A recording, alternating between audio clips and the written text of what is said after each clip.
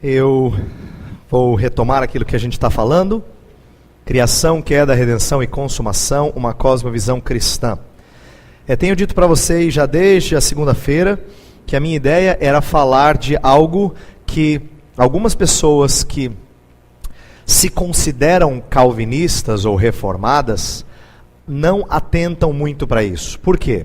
Porque em muitos círculos evangélicos, não importa se presbiteriano, batista, assembleiano ou de outra igreja evangélica, quando as pessoas se dão conta das doutrinas da graça, chamadas doutrinas da graça, ou os 5 pontos do calvinismo, como a gente ouve falar, ou começa a ouvir sobre o Deus soberano e como esse Deus soberano nos salva poderosamente, por obra dele, não por iniciativa nossa, nós nos empolgamos com isso, se a gente de fato crê e vê isso nas Sagradas Escrituras, nós nos empolgamos com isso, nós queremos aprender mais disso, mas às vezes as pessoas têm a impressão de que isso resume a tradição calvinista.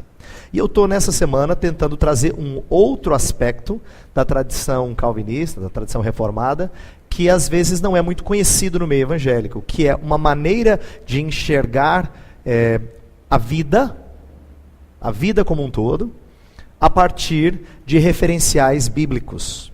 Agora deixa eu explicar um pouquinho sobre isso antes de começar a palestra. Eu não estou querendo dizer que só reformado crê em criação, queda, redenção e consumação. Seria um absurdo. Por isso que eu chamei uma cosmovisão cristã. Mas tradicionalmente, desde o final do século XIX, entrando no século XX, é grande o número de reformados que pensam sobre esse assunto. E pequeno o número de outros evangélicos que pensam sobre esse assunto. Pelo menos em anos passados. Tem mudado isso gradativamente, mas a maioria dos que refletem mais delongadamente sobre esse assunto tem apego e amor pela fé calvinista. Então por isso que eu estou trazendo um aspecto da tradição para dizer a vocês que amam a palavra de Deus, que devem tomar esses princípios da palavra e fazer deles norteadores da forma como você vive nesse mundo. Tá? Então nós falamos sobre o que é cosmovisão na segunda-feira, depois falamos sobre o primeiro dos pilares históricos, a criação.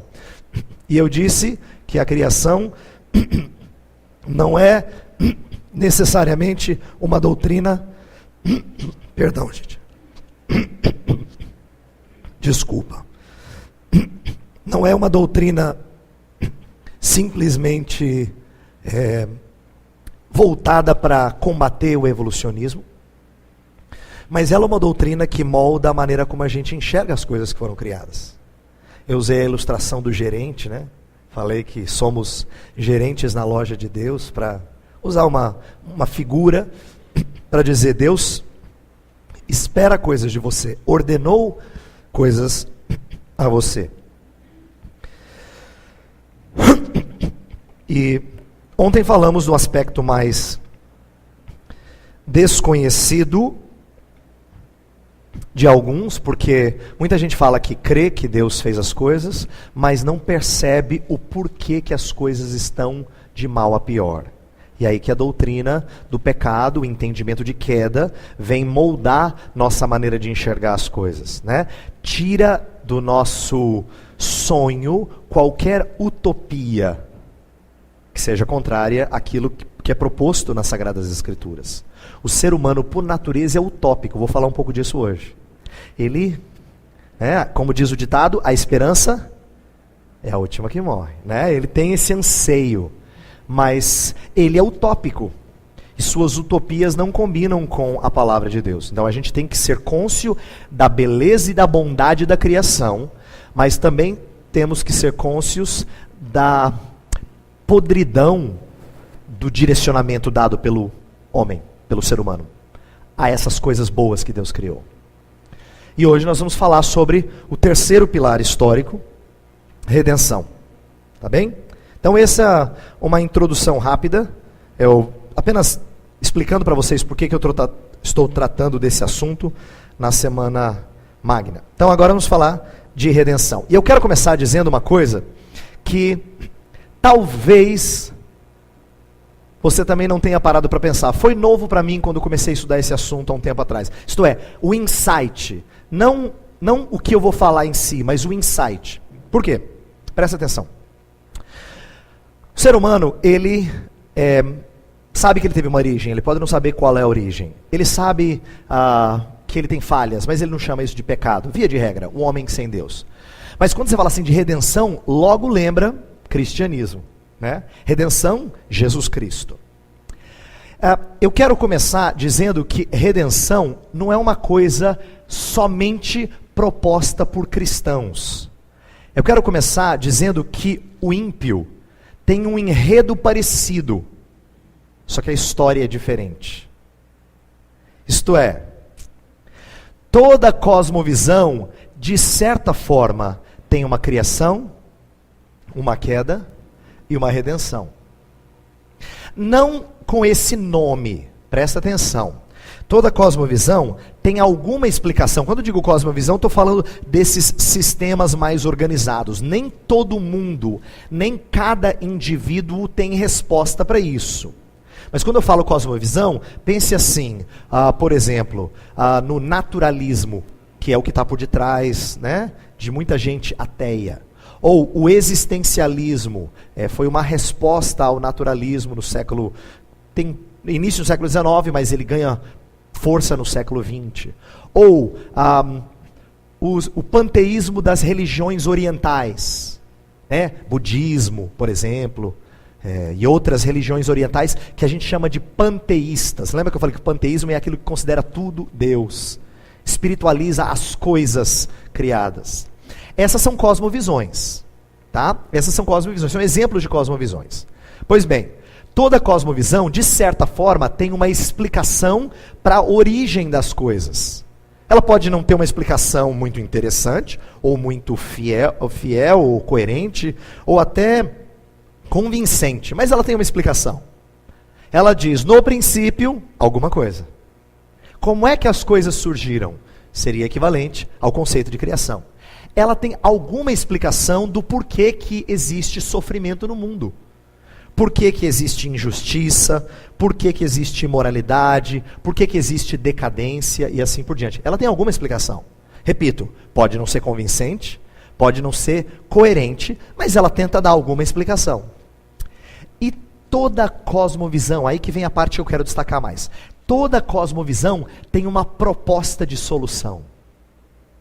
Uma redenção.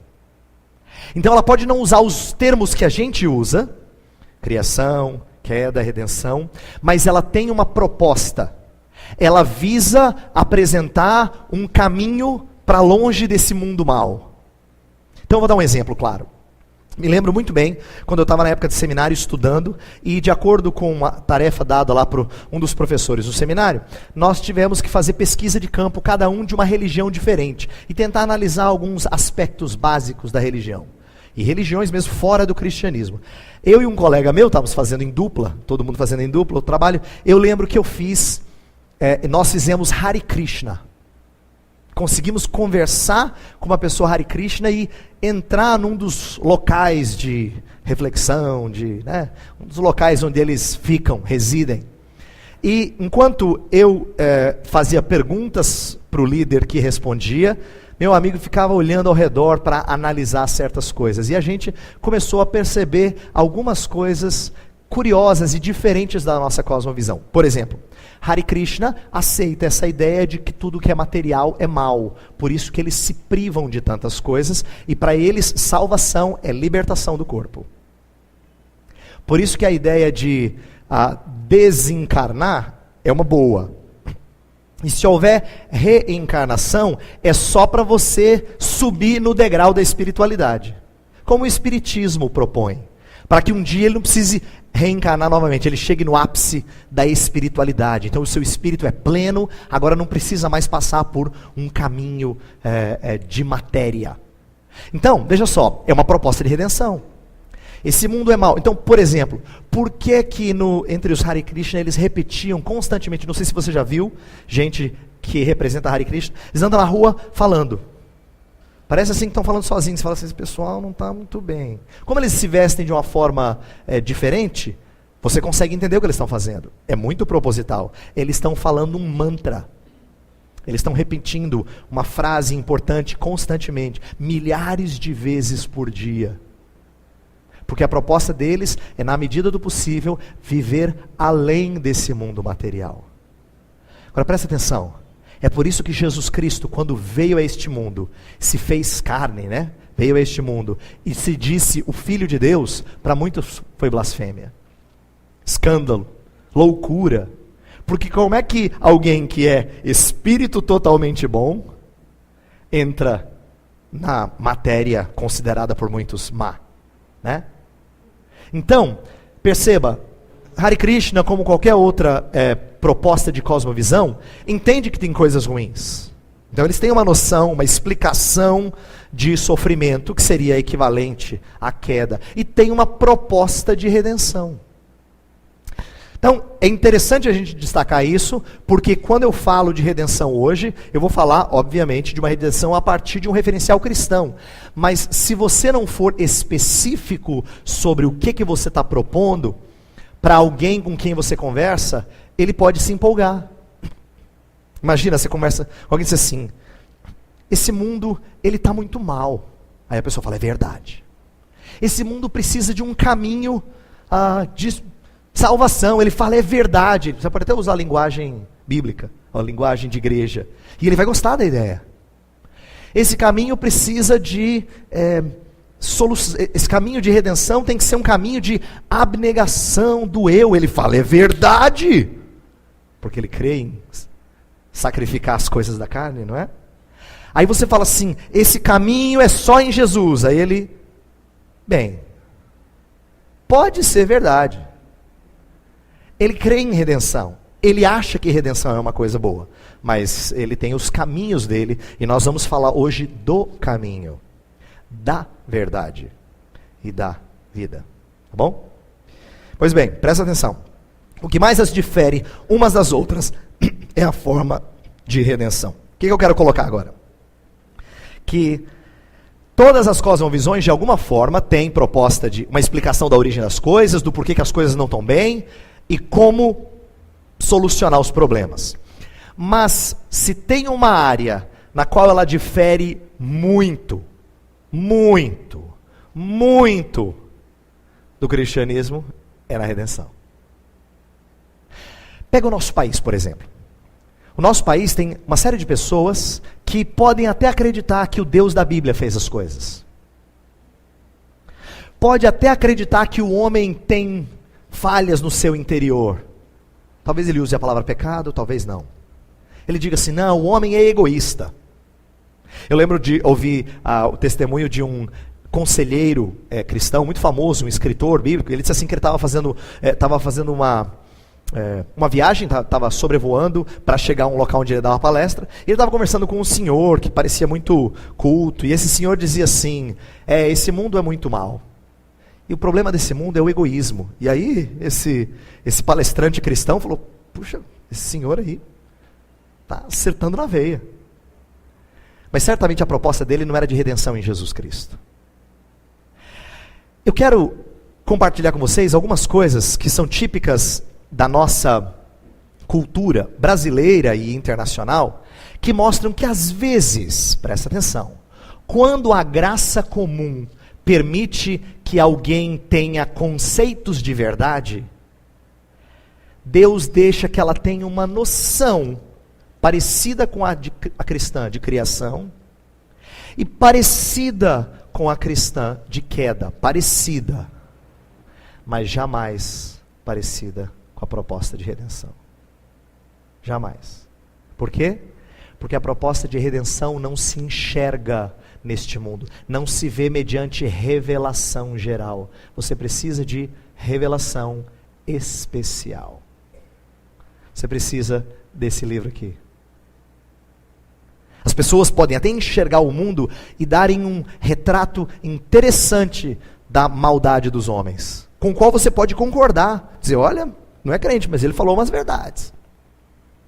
Mas quando ele fala de uma proposta de redenção, aí que a coisa muda significativamente. Eu quero dar um exemplo para vocês, de uma coisa nordestina, que me chegou por intermédio de um pastor. Estava lendo, talvez você já tenha recebido esse e-mail. Eu estava lendo, um pastor me mandou por e-mail um cordel escrito por um educador baiano contra o BBB, o Big Brother Brasil. Presta atenção, eu vou mostrar, alguns já conhecem, outros não, ele é grande, eu peguei só alguns trechos, mas eu quero que você preste atenção para que depois eu pergunte a você uma coisa. Tá? Vamos lá, olhando para a tela. Curtir o Pedro Bial e sentir tanta alegria é sinal de que você o mau gosto aprecia, dá valor ao que é banal, é preguiçoso mental e adora a baixaria. Há muito tempo não vejo um programa tão fuleiro, produzido pela Globo visando ibope e dinheiro, que além de alienar, vai por certo atrofiar a mente do brasileiro. Me refiro ao brasileiro que está em formação e precisa evoluir através da educação, mas se torna um refém, iletrado, Zé Ninguém, um escravo da ilusão. Esse programa da Globo vem nos mostrar sem engano que tudo que ali ocorre parece um zoológico humano, onde impera a esperteza, a malandragem e a baixeza, um cenário sub-humano.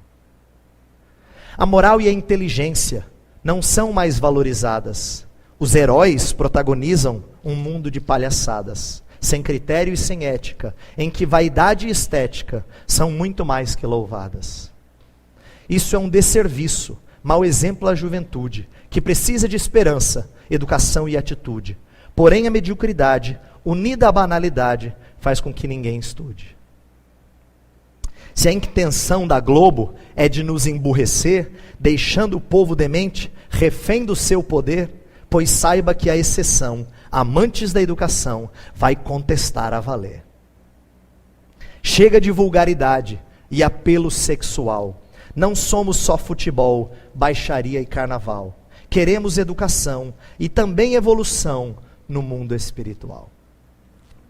Esse é só um trecho desse cordel longo, e eu queria mostrá-lo porque esse é um homem que não dá qualquer indícios de que ele demonstra conceitos cristãos, necessariamente. Mas quando ele descreve a baixeza de um programa como esse, ele acerta na veia. Eu não tenho receio de dizer amém para o que eu coloquei ali nos slides. Ele está certo. Isto é, quando ele descreve a maldade do BBB. Mas qual é a proposta de redenção dele? A palavra que mais se repete é educação, educação, educação, educação. Veja só, educação é considerada a solução para o problema desse Brasil. Se esse Brasil fosse mais educado, estilo Suíça ou Suécia, se esse Brasil tivesse, poder econômico do primeiro mundo, como os Estados Unidos ou a Alemanha, se o Brasil tivesse mais tradição, como a França ou a Itália, se o Brasil... Você entendeu? Frequentemente, as pessoas veem problemas no Brasil, elas sabem detectar. Elas escrevem crônicas interessantes, você ouve no rádio, você vê na televisão, você lê no jornal, às vezes críticas à sociedade brasileira, pode ser nas áreas mais específicas, tanto a política, quanto a música, ou outra coisa, e você diz, que crítica muito perspicaz. Olha, ele viu muito bem alguns dos problemas, só que ele não enxerga a mesma redenção que a gente. Então, se tem uma área em que a diferença é significativa, é na redenção. Porque nessa não tem jeito de chegar perto. Essa foi preciso que um livro lhe contasse a história do homem Jesus Cristo. Tá? Então guarde isso. Homens sem Deus podem até ter um conceito parecido de queda. Parecido, não igual. De maldade. Eles podem enxergar com bastante perspicácia, mas eles jamais vão propor redenção que seja como a das Escrituras Sagradas. E sabe, esse é um problema generalizado. Eu só peguei esse cordel porque eu achei ele muito curioso. Mas eu estava lendo um outro autor, um roteirista, cristão esse, um roteirista de filmes, que disse assim: todo filme propõe algum tipo de redenção. E eu vou ler umas dicas que ele dá, e eu queria que da próxima vez que você assistisse o filme, você pensasse nisso aqui. Olha só o que ele diz. Ele fala assim, que existem 4 perguntas que você pode fazer para enxergar a proposta de redenção de cada filme. Qual é a falha de caráter do herói no início do filme? Qual é a dificuldade dele? Qual é a falha de caráter? 2. O que o faz mudar sua mente na história sobre como ele enxerga o mundo? Que experiência que ele passa no filme que faz ele enxergar o mundo de uma maneira um pouco diferente? 3. O que ele aprende sobre como a vida deve ou não deve ser vivida? E 4 e último, o que é diferente sobre a forma como ele vê o mundo no final, em comparação com o início do filme? Presta atenção no próximo filme que você assistir. E use isso aqui só como critério, só para você entender. Qual é a falha de caráter no início do filme? Como é que ele enxerga o mundo? O que acontece que o faz mudar? E como é que ele fica no final? De uma certa forma, todo enredo, para ser um enredo que te envolva, ele tem uma proposta de redenção. Agora a questão é a seguinte: não é necessariamente boa. Não é? Por quê? Porque via de regra, ela é extremamente humanista. Ela exalta o que o ser humano é capaz de fazer. Ela exalta os nossos esforços. E nós hoje aqui vamos falar da redenção em Jesus Cristo, que é muito diferente dos esforços do eu. Tá? Muito diferente. Inclusive, essa é a área que você tem mais dificuldades de fazer alguém entender quando você está tentando evangelizar. Imagina você conversando com um amigo, uma amiga, e dizendo assim: olha, Deus criou você para você se relacionar com Ele. Aí a pessoa pode ouvir e dizer: eu tenho sentido um vazio espiritual. Aí você fala: olha, acho que vai dar certo isso aqui, Senhor, me ajuda. Aí você diz assim: sabe qual é o problema? É que quando a gente falha na vida, quando a Bíblia fala de pecado, a gente se distancia dele. Aí ela fala assim: é verdade. Eu tenho percebido isso na minha vida. Tenho andado tão distante de uma vida assim, iluminada. Né? Eles gostam de usar esses termos de vez em quando, né? Você é uma pessoa iluminada. Eu vejo assim, ó. Mas a pessoa pode dizer assim: ó, eu tenho sentido falta. Aí você diz assim: pois bem, eu queria que você soubesse que eu tenho notícias boas. Você pode se aproximar de Deus, mas não tem nada que você pode fazer. Eu queria te falar de uma solução. Aí eu olho dela e falo: você não pode fazer nada. A solução é que Cristo busca quem está arrependido e confia nele somente, sem fazer nada. Se ela não for bem explicada, ela pode até achar bonito. Mas se você explicar o que isso implica nos mínimos detalhes, vai ferir o orgulho dela.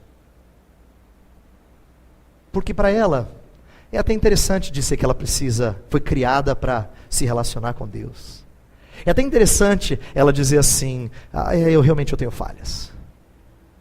Mas é muito difícil ela reconhecer que ela carece de outro, que ela não pode fazer nada. Muito difícil. Muito difícil. Então essa é a área que mais mexe com o ser humano. Algumas pessoas demoram a entender. Lembra da parábola do semeador? O semeador saiu a semear e ele lança a semente. A primeira cai num chão que não é preparado para o solo. A semente fica ali fácil de ser pegada por uma ave.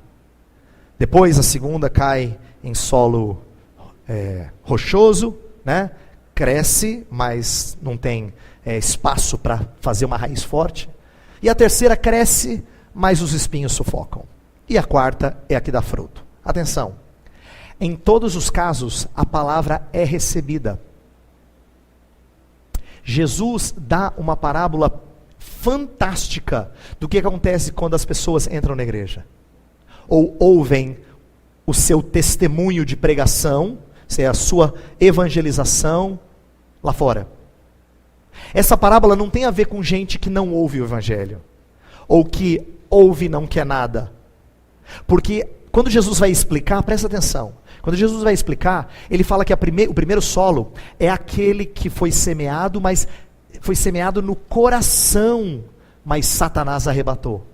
Está lá no texto de Mateus 13, verso 19. Foi semeada no coração, mas Satanás arrebatou. A ideia é que ela teve alguma receptividade, mas antes do que desse algum fruto, Satanás conseguiu tirar isso. Porque o solo não estava preparado. Quando o Espírito de Deus entra, não tem vez para Satanás. Mas quando alguém não é transformado pelo Espírito, ela está sujeito ao ataque de Satanás. Então veja só, a primeira palavra é arrebatada. A segunda, o que acontece? A segunda, ela se empolga. Nasce a plantinha.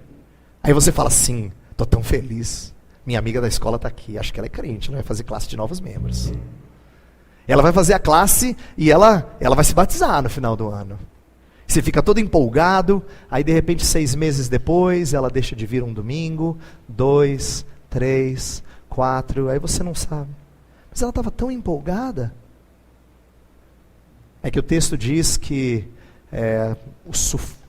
as tribulações do mundo, o sol que representa as tribulações do mundo, sufocaram. Ela teve problemas, e é por isso que ela perdeu o interesse. Na terceira, também nasceu a plantinha. E você e eu falamos assim, olha, eu acho que dessa vez vai. Estou todo empolgado. Acho que agora ela vem. Só que as atrações do mundo a sufocaram. E ela ficou encantada com os caminhos e as coisas oferecidas lá fora. E só no quarto é que deu frutos. Por que eu estou destacando essa parábola? Porque para as 3 primeiras, elas acham que entenderam redenção. Especialmente a segunda e a terceira. Elas acharam Jesus um negócio interessantíssimo. Mas elas não entenderam totalmente. Elas não entenderam totalmente. Porque a partir do momento que ou tribulações, ou os encantos e as fascinações desse mundo chegaram até ela, aí a redenção de Jesus foi embora. Saiu da vista dela. Então, estou destacando isso bastante, para você entender que agora nós vamos chegar no Evangelho, que são as boas novas. E eu tenho dito, onde Deus me dá a oportunidade de pregar, que o Evangelho é uma coisa tão necessária, que não é só descrente que precisa ouvi-lo, crente também. Por quê? Porque ele é radicalmente contra o nosso modo de pensar. Nós somos, por natureza, levados a fazer alguma coisa, a tentar realizar alguma coisa. E quando você balançar a sua cabeça, diante do que eu estou dizendo, não pensa só naquela pessoa não. Pensa em você. Por que eu estou dizendo isso? Olha como você raciocina. E eu também. De vez em quando você está passando por um problema difícil na vida e você sente assim, Deus está pesando a mão dele sobre mim, eu acho que Deus está me castigando por aquilo que eu fiz semana passada. Sabe por quê? Porque você pensa que Deus trata você com justiça. Você precisa ouvir o Evangelho de novo. Deus não te trata com justiça. Ele trata com misericórdia. Mas você já se perguntou isso alguma vez? Essas coisas não são importantes só para quem está lá fora. Elas são importantes para a gente. Se elas são importantes para a gente, imagina quão novidade elas são lá fora. Entendeu? Imagina quão radicalmente diferentes essa notícia é lá fora. Então nós vamos falar de algo que definitivamente vai contra a maré, mas que é o cerne da boa notícia. Eu falei para vocês que a notícia boa era hoje, mas essa notícia boa, ela não é boa porque todo mundo quer. Ela é boa porque ninguém tem a mínima ideia de que ela existe, até que seja conquistado por ela. porque ela é tão radicalmente diferente. Tá? Pois bem, essa redenção da qual eu falei, ela não é só para você e eu e aqueles que Deus escolheu para redimir. Isso é o que nós normalmente enfatizamos e é aquilo do qual a Bíblia mais fala. Mas a Bíblia também fala que redenção tem caráter cósmico. Ontem eu falei para vocês que o pecado não é uma coisa que atinge só você e eu. Nós estamos acostumados a pensar em pecado no nosso coração, o que não é errado. A Bíblia fala muito disso, fala mais disso do que outra coisa. Mas ela também fala que por causa do pecado, não só nós, seres humanos, mas toda a criação foi impactada. Pois bem, se toda a criação foi impactada, o Senhor Jesus Cristo, quando vem para redimir, Ele não vem só para redimir seres humanos. Ele vem para redimir toda a criação. Abre comigo em Romanos 8, 18 a 23. Nós vamos ler aquele texto que a gente leu ontem de novo, mas mais coisas, tá? Nós vamos ler esses dois textos aí que estão no slide. Romanos 8, de 18 a 23, eu vou ler, diz assim: Porque para mim tenho por certo que os sofrimentos do tempo presente não podem ser comparados com a glória a ser revelada em nós. A ardente expectativa da criação aguarda a revelação dos filhos de Deus. Pois a criação está sujeita à vaidade, não voluntariamente, mas por causa daquele que a sujeitou, na esperança de que a própria criação será redimida do cativeiro da corrupção para a liberdade da glória dos filhos de Deus. Porque sabemos que toda a criação a um só tempo geme e suporta angústias até agora. E não somente ela, mas também nós que temos as primícias do Espírito, igualmente gememos em nosso íntimo, aguardando a adoção de filhos, a redenção do nosso corpo. A ideia é que Deus vai redimir não só a nossa alma, Ele vai redimir tudo que é físico, a redenção do nosso corpo, e da criação que geme, suporta e aguarda a manifestação dos filhos de Deus. Veja só, verso 19 fala que a criação aguarda a revelação dos filhos de Deus. Por que ela quer isso? Porque ela sabe que no dia que isso acontecer, ela está se referindo à volta de Jesus Cristo e à volta dos que vêm com Ele, né? E essa volta vai ser o momento em que Deus vai mudar a criação. É isso que diz Romanos 8. E Paulo diz, a criação espera por isso ardentemente. Ela anseia isso, ela quer redenção, e não tem até que os filhos dos homens com Cristo sejam manifestos. Agora o outro texto que é mais claro ainda, Colossenses 1, fantástico esse texto. Colossenses 1, versos 19 e 20. Eu vou ler a partir do 16, talvez seja mais claro aí. Vamos ler a partir do 16 até o 20. Pois nele foram criadas todas as coisas nos céus e sobre a terra, as visíveis e as invisíveis, sejam tronos, sejam soberanias, quer principados, quer potestades. Tudo foi criado por meio dele e para ele. Ele é antes de todas as coisas, nele tudo subsiste.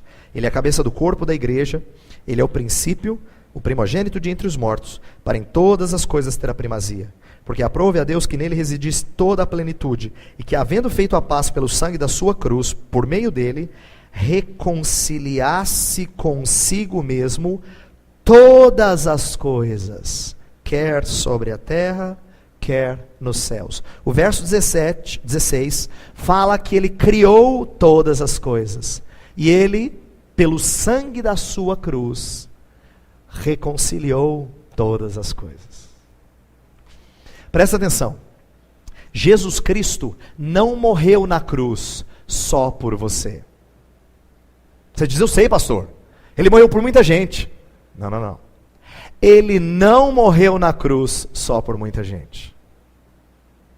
Ele morreu na cruz por toda a criação. O que eu quero dizer com isso? Quando Cristo morre na cruz, eu preciso explicar para você não achar que eu estou ensinando bobagem. Quando Cristo morreu na cruz, ele tinha como intenção remir os eleitos de Deus, que já estavam preparados para a salvação. Só que não adianta remir os eleitos se não tem lugar para colocar esses eleitos.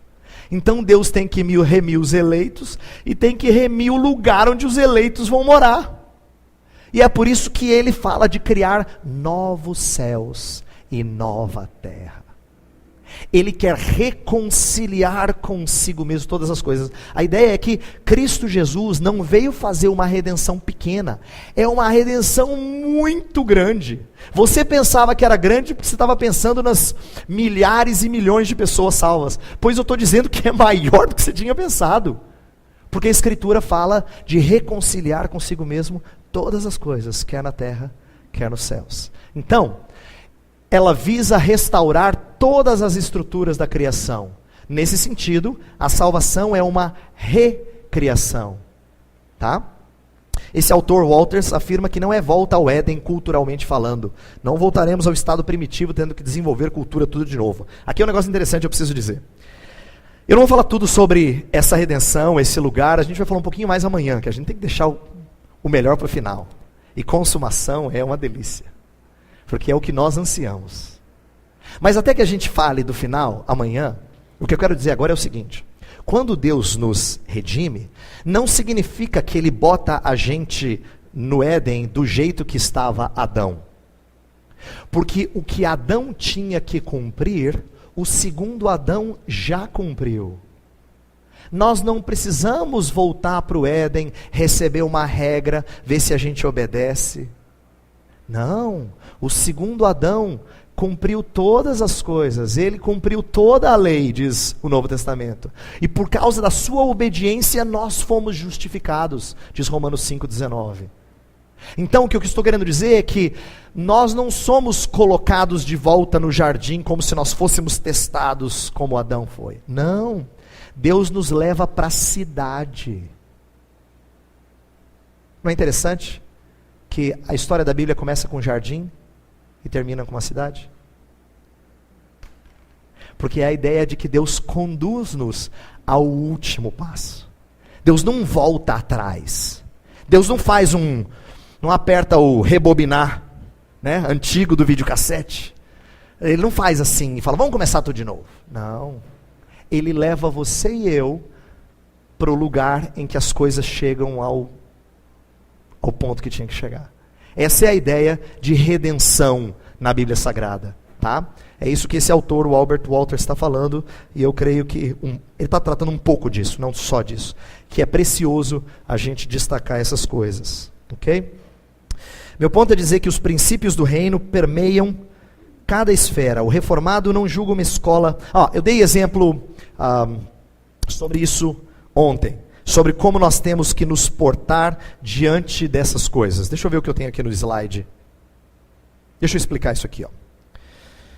O pecado. O potencial cultural previamente estruturado tende a ser explorado e desenvolvido pelos homens de maneira contrária às condições e aos fins estabelecidos por Deus, gerando uma cultura pecaminosa e distorcida. Falamos disso ontem. Essa é a doutrina do pecado, como ela afeta não só nossas atitudes espirituais, mas inclusive a maneira como a gente trabalha, como a gente estuda, como a gente faz dinheiro, como a gente se casa, como a gente educa filhos. Ela afeta tudo. Tá? Ao cristão cabe, agora vem o aspecto de redenção que eu quero começar a introduzir aqui. Aos cristãos cabe o seguinte: o redirecionamento da cultura numa direção redentiva que a restaure o máximo possível dos efeitos do pecado. Com isso eu quero dizer o seguinte: Deus redime um povo para que se porte neste lugar com intuito de restaurar o que é possível restaurar. Eu preciso fazer uma ressalva que amanhã eu vou explicar bem melhor. Agora eu só vou fazer ela rapidamente. Eu não estou dizendo que Deus faz de você e eu redentores. Redentor é um só. Mas eu e você somos remidos pelo Redentor, para que na medida do possível nós participemos de reformas aqui. E nós podemos ser usados por Deus para reformar certas coisas quando elas andam de mal a pior. Vou dar um exemplo. Na história do Antigo Testamento, principalmente na época da monarquia, quando houve a divisão entre o Reino do Norte e o Reino do Sul, para quem não se lembra disso, ou não está muito habituado a isso, no estudo da Bíblia Sagrada, tem um momento na história da monarquia, depois dos primeiros 3 reis, Saul, Davi, Salomão, que logo depois de Salomão, racha o reino. 10 tribos ficam no norte, são chamados de reino de Israel. 2 tribos ficam no sul, é o reino de Judá. O reino do norte desanda desde o início. Só tem rei que faz o que era mal perante o Senhor. No reino do sul, tem rei que faz o que é mal, mas tem rei que faz o que é bom. E vira e mexe, Deus coloca um rei bom que parece que dá aquela freada, ele dá a reformada na coisa. Ele bota algumas coisas nos eixos. Não significa que ele resolve de uma vez por todas, porque passado esse rei, surge rei que é mau, estraga de novo. Mas Deus pode colocar e coloca servos dele para poder frear o caminho de pecado, tentar reformar algumas coisas. Então Deus tem alguns reis assim na história de Judá, homens que foram usados por ele para poder puxar o trem que estava no trilho do pecado, né? Levando as coisas para longe. Ele freia, ele usa servos dele para poder operar essa reforma, tá? Então, eu quero que isso seja pensado, a gente pondere sobre isso. Por quê? Porque nós tínhamos que pensar em como é que Deus pode nos usar na reforma de qualquer coisa. Da escola onde você está, do curso que você faz, ou do profissional que você está se formando para ser. Porque como é que eu posso, com a cosmovisão cristã, reformar a prática dessa profissão? Como é que eu posso, com a cosmovisão cristã, reformar a maneira como a gente cuida do nosso bairro? A associação de pessoas, de amigos do bairro, como é que a gente pode mudar a maneira de fazer alguma coisa pela nossa comunidade? Como é que a gente pode ser usado por Deus para reformar a maneira como a gente entende a ética no trabalho, ou a relação entre familiares, e assim por diante? Eu quero que você me ajude nisso. Eu não estou aqui para pensar por você, estou trazendo alguns princípios para depois você ficar mastigando. Lembra que a palavra de Deus tem que ser processada sim. Se você tem costume de sair da casa de Deus e depois não pensar, e não falar, e não conversar sobre as coisas que você ouve aqui, o seu proveito sempre vai ser mínimo. Eu vou lhes dar uma dica que eu tenho dado a muita gente, inclusive a igreja que eu estou pastoreando. Aproveite o seu domingo. Sabe como é que o seu domingo tinha que ser gasto? No almoço você tinha que conversar sobre o que vocês falaram pela manhã. De como você não tinha pensado num aspecto que o professor da escola dominical levantou. Eu não estou falando de falar da igreja fofocando, como às vezes a gente faz. Ai, você viu aquele irmão? Não é disso que eu estou falando. Estou falando de você usar proveitosamente, de você receber irmãos em casa e começar a instruí-los como é que se conduz a família no caminho do Senhor. Oh, que coisa boa! Se você aprendesse a ruminar, a meditar nas coisas de Deus. Estou dizendo isso porque eu acho que o crente evangélico, na sua maioria esmagadora, não faz isso. Infelizmente, não faz isso. A gente não aproveita o domingo do jeito que a gente poderia, refletindo sobre essas coisas. O que eu estou dizendo essa semana, elas têm sido alvo de reflexão para mim há algum tempo, mas leva tempo para você absorver. A gente não aprende uma doutrina ouvindo, ou um conceito ouvindo uma vez só. Eu lembro de um colega meu que aprendeu no seminário sobre predestinação, ficou empolgadíssimo. No final de semana seguinte queria ensinar na igreja. Aí depois que ele ensinou, vieram as perguntas. Aí ele falou, gente, eu não sei responder. Vou ter que falar com o meu professor de teologia sistemática. Por quê? A gente não aprende alguns conceitos importantes assim, ó. Leva tempo. Às vezes você precisa ouvir 1, 2, 3. Você precisa ruminar. Você precisa deixar a coisa decantar. Entendeu? Até baixar. Lembra que eu falei? E fazer parte dos fundamentos. Então eu queria encorajar você a fazer isso sempre. Os cristãos puritanos, homens calvinistas do passado, eles tinham essa prática da meditação. Eles sabiam que isso era importante. Porque você aprender alguma coisa, você teria que apreendê-la. A ideia de você agarrar ela para você, né? Você teria que realmente meditar nela, mastigá-la para absorver o máximo. Eu estou falando essas coisas porque eu quero que você entenda quão importante é pensar nisso, tá? E eu quero que você pense comigo A partir daquilo que eu estou colocando, pense comigo em como você pode ser usado por Deus para de alguma forma reformar a área em que você está, aquilo que você está falando. Deixa eu falar sobre as últimas duas coisas que eu tenho colocado aqui, e a gente vai fazer o nosso intervalo. Primeira coisa que eu quero compartilhar com vocês, lembrá-los que nossa postura no mundo, que não é do mundo. Então alguém me perguntou aqui, depois de eu ter falado isso a primeira vez, o que significa no mundo, mas não do mundo? Vou falar um pouco disso mais agora. A ordem está clara. Diante da cultura, o cristão não pode ser crédulo demais e nem tampouco cético. Então deixa eu falar um pouquinho dessas duas palavras, duas que começam com C, fácil de guardar. Crédulo e cético. Nós temos cristãos que estão nos dois extremos. Aquele que é crédulo demais, ele absorve sem mente crítica. E aquele que é cético demais, ele não acredita, ele tem repulsa, ele acha que é tudo ruim, né? Cético demais, ele também não tem mente crítica. Sabe por que ele afasta tudo? Porque ele tem medo de analisar. Ele não foi treinado a analisar. Ele não foi treinado a filtrar as coisas da sociedade. Então, as duas reações são muito comuns entre evangélicos. Que é, às vezes você é tão ingênuo que você bebe de tudo, é crédulo, você absorve tudo, a porta está escancarada e entra tudo. E tem crente que é cético demais, que a porta está fechada e nunca abre. Uma vez eu ouvi o pastor John MacArthur pregando naquele evento da Fiel do 95, ele usou uma ilustração que eu nunca mais esqueci.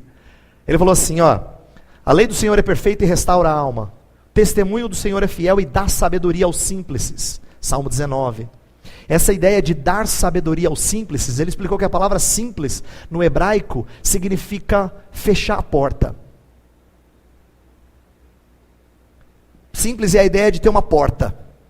E aí ele usando essa ilustração, ele trabalha dizendo assim, olha, sabe o que a palavra de Deus faz? Ela dá ao simples a habilidade de saber quando ele tem que abrir a porta e quando ele tem que fechar a porta. A palavra de Deus torna alguém sábio, porque tem momentos que ele sabe que ele pode abrir, e ele pode deixar alguma coisa entrar, porque ele não pode ser cético demais. Mas tem hora que ele tem que fechar, porque ele não pode ser crédulo demais. Que Deus nos dê da sua palavra, para que a gente tenha a sabedoria de saber quando abrir e quando fechar. Isso aqui é importante nós guardarmos. Então eu gostaria que você tivesse essa postura. Diante da cultura, o cristão não deve se alienar, nem se secularizar. Essa, de novo, são os dois extremos. Tem aquele que se aliena, ele nem sabe conversar com o descrente, porque até o jeito de falar é meio evangeliquez. Ele não sabe conversar, não sabe falar de outra coisa, ele não se liga em outras coisas, ele não conhece de outras coisas. Ele tem tanto medo de se contaminar que ele vai para o monastério. Ele cria o seu próprio gueto. Isso é muito comum entre evangélicos.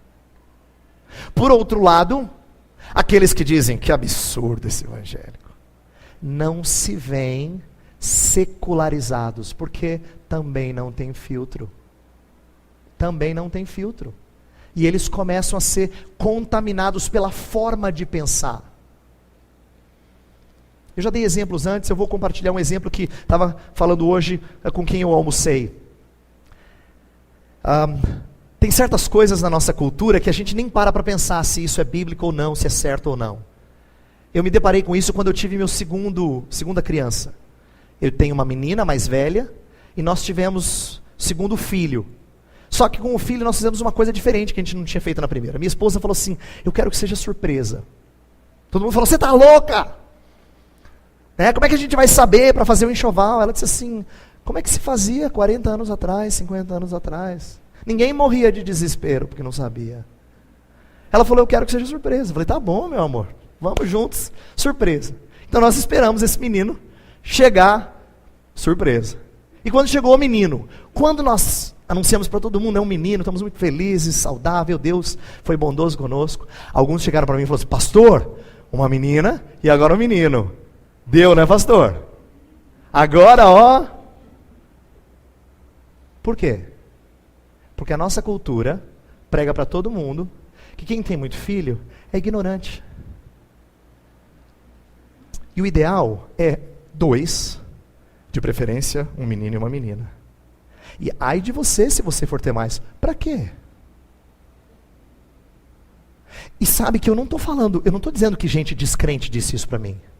Foi irmão meu. Irmão que eu digo é irmão na fé. Irmãos meus têm essa forma de pensar. Sabe por quê? Antigamente, ter muitos filhos era bênção, né? Encher aljava de flechas. Hoje em dia é caro. Assim que as pessoas pensam. Elas não se percebem secularizadas. Elas não percebem. Elas acham até que é muito assim, civilizado, entendeu? Elas acham que é civilizado. E eu sinto ter que usar esse exemplo, porque eu sei que eu falei alguma coisa que mexeu com alguma das famílias de vocês. Porque isso não é incomum. Mas eu não estou aqui para dizer que ter 2 filhos só é pecado, ou ter um filho é pecado, não é isso. Mas qual a motivação? Será que a gente faz isso porque nós fomos contaminados pelo jeito de pensar do mundo? E às vezes nós somos. Às vezes nós somos. Nós achamos que é impossível porque a gente pensa nos mesmos parâmetros de alguém que não tem Deus.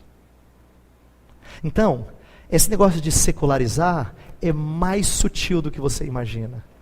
Você está pensando assim em boate? Você está pensando em coisa assim? Não, eu não estou falando disso. Eu estou falando das coisas mais sutis que você não percebe. Que passam pelo filtro, se o filtro não for bom, passam pelo filtro e você nem notou. Então eu quero que a gente esteja atento e desenvolva essa atitude crítica. A atitude recomendada é: seja crítico, viva na cultura e a conheça, mas com cautela, com critérios.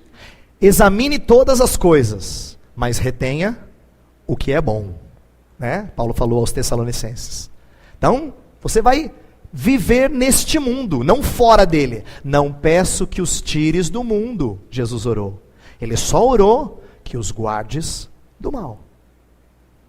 Ele não pediu: Senhor, meu Pai, coloca-os numa bolha.